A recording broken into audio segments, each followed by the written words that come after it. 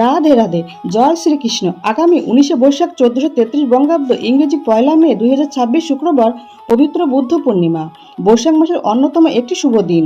এই দিনটিকে বৈশাখী বুদ্ধ পূর্ণিমা বলা হয়ে থাকে। এই পবিত্র দিনেই দেবতারা অভিশাপ মুক্ত হয়ে পুনরায় স্বর্গ প্রাপ্তি করেছিলেন। ভগবত পুরাণ অনুযায়ী ভগবান বিষ্ণুর নবম অবতার গৌতম বুদ্ধ আজকের দিনে জন্মগ্রহণ করেছিলেন। এর পাশাপাশি বোধিসত্ত্বর পরম জ্ঞান লাভ করে এই পবিত্র দিনেই তিনি মহাপরিনির্বাণ করেছিলেন। পূর্ণিমা তিথিতে স্নান, দান এবং ব্রত পালন করলে দারিদ্রতা দূর হয়। কথিত আছে যে এই তিথিতে সুদামা ব্রত পালন করেছিলেন, যার জন্য তার দারিদ্রতা দূর হয়েছিল। সেই কারণে বন্ধুরা, শুধু বৈশাখ মাস নয়, সারা বছরের মধ্যে অন্যতম শ্রেষ্ঠ দিন হিসেবে গণ্য করা হয় এই পবিত্র বৈশাখী পূর্ণিমা দিনটিকে। নমস্কার বন্ধুরা, আজকে নতুন পর্বে আপনাদের সকলকে জানাই আন্তরিক শুভেচ্ছা ও স্বাগত। আজকের এই পর্ব থেকে আমরা জানবো এই বছর অর্থাৎ 2026 সালে বাংলা 1433 বঙ্গাব্দে বৈশাখ মাসের পূর্ণিমা অর্থাৎ বছরের প্রথম পূর্ণিমা বুদ্ধ পূর্ণিমা কবে অনুষ্ঠিত হতে চলেছে, তার পূর্ণাঙ্গ সময়সূচি পঞ্জিকা অনুসারে। অর্থাৎ পূর্ণিমা তিথি কখন শুরু কখন শেষ, পূর্ণিমার নিশি, ব্রত, উপবাস, গঙ্গা স্নান ও দানের সব থেকে শুভ সময় কখন থাকতে চলেছে এবং এই দিন শ্রী শ্রী সত্যনারায়ণ পূজার সব থেকে শুভ সময় কখন থাকতে চলেছে। এছাড়াও জানবো এই দিন শাস্ত্র অনুসারে কি করবেন, কি খাবেন এবং কি নিষেধ রয়েছে। এই সবকিছু জেনে নেব আজকের এই পর্ব থেকে। বুদ্ধ পূর্ণিমা বা বৈশাখ মাসের পূর্ণিমা হলো বৈশাখী পূর্ণিমা অর্থাৎ বুদ্ধ পূর্ণিমা। বৈশাখের পূর্ণিমা তিথি যা চৈত্র পূর্ণিমার পরে আসে। এই দিনটির অপরিসীম আধ্যাত্মিক তাৎপর্য রয়েছে, কারণ এটি বৈশাখ মাসের সমাপ্তি নির্দেশ করে, যে মাস দান, উপবাস এবং ভগবান বিষ্ণুর প্রতি ভক্তির জন্য উৎসর্গিত। অনেকে এই দিনটিকে ভগবান বুদ্ধের জন্মবার্ষিকীর সাথেও যুক্ত করেন, যা ভারত ও বিদেশে বুদ্ধ পূর্ণিমা হিসাবে পালিত হয়। হিন্দু ধর্মীয় বিশ্বাস অনুসারে বৈশাখ পূর্ণিমা হলো শুদ্ধিকরণ ও দানের দিন। গঙ্গা ও যমুনার মতো পবিত্র নদীতে স্নান, উপবাস ও দান করলে অপরিসীম আধ্যাত্মিক কল্যাণ লাভ হয়। ভক্তরা সমৃদ্ধি ও শান্তি লাভের জন্য ভগবান বিষ্ণু এবং ভগবান সূর্যের আরাধনা করেন।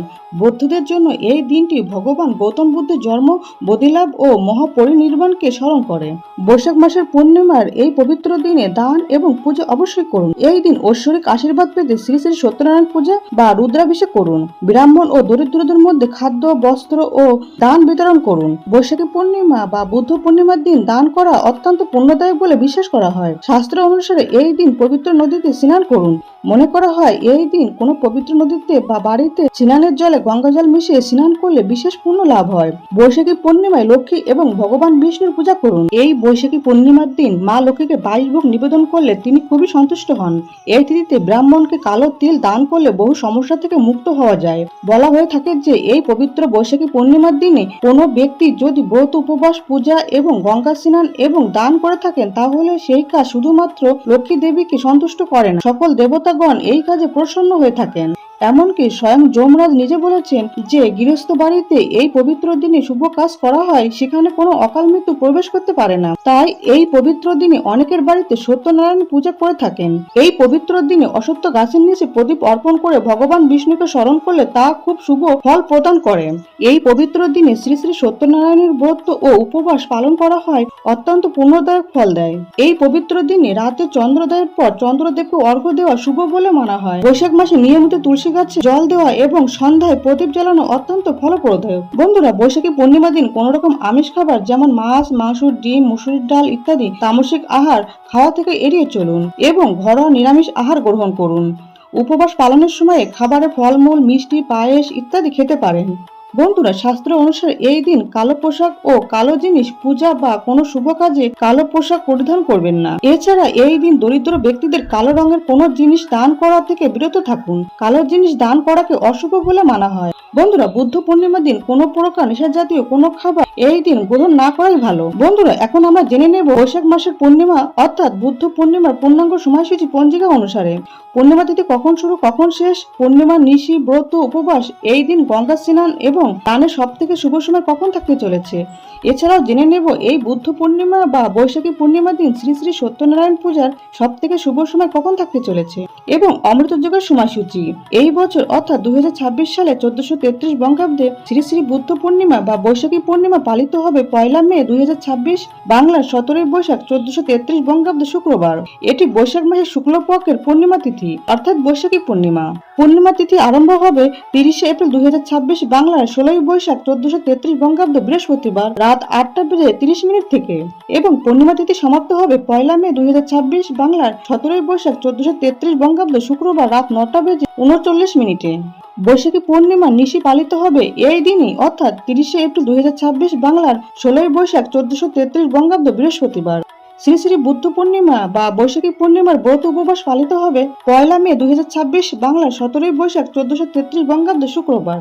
বৈশাখী পূর্ণিমা বা বুদ্ধ পূর্ণিমার দিন গঙ্গা স্নান ও দান করার সময় থাকতে চলেছে 1 মে 2026 বাংলার 17ই বৈশাখ 1433 বঙ্গাব্দ শুক্রবার সূর্যোদয় থেকে রাত্রি 9:39 মধ্যে গঙ্গা স্নান ও দান আদি।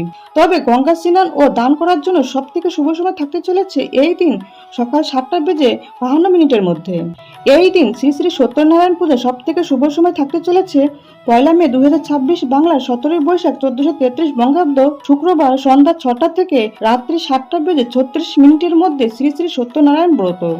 এই দিন অমৃত যুগের সময় থাকবে সকাল 6:46 মধ্যে, সকাল 7:38 থেকে সকাল 10:15 মধ্যে, দুপুর 12:51 থেকে দুপুর 2:35 মধ্যে, বিকাল 4:20 থেকে সন্ধ্যা 6টার মধ্যে এবং রাত 7:32 থেকে রাত 9টার মধ্যে ও রাত 2:50 থেকে রাত 3:34 মধ্যে।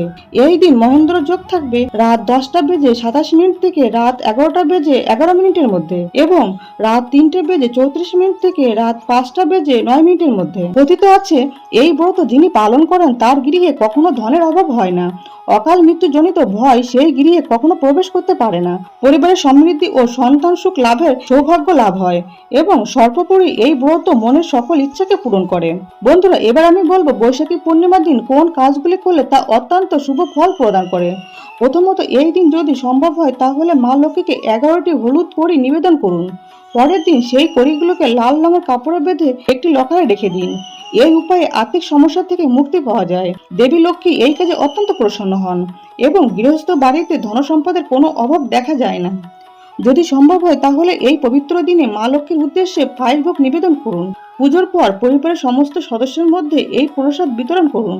এর ফলে পরিবারের সমস্ত সদস্যের উপর মা লক্ষ্মীর আশীর্বাদ থাকে। অনেক পরিশ্রমের পরেও যদি সাফল্য লাভ না হয় তাহলে এই দিন কোনো ব্রাহ্মণকে কালো তিল দান করুন। এই উপায়ে অনেক সমস্যা থেকে মুক্তি পাওয়া যায়। অনেকে এই বুদ্ধ পূর্ণিমা দিন চন্দ্রদেবকে পূজা করে থাকেন, কারণ মনে করা হয় এই দিন চাঁদের পূজা করলে চন্দ্র দোষ থেকে মুক্তি পাওয়া যায়।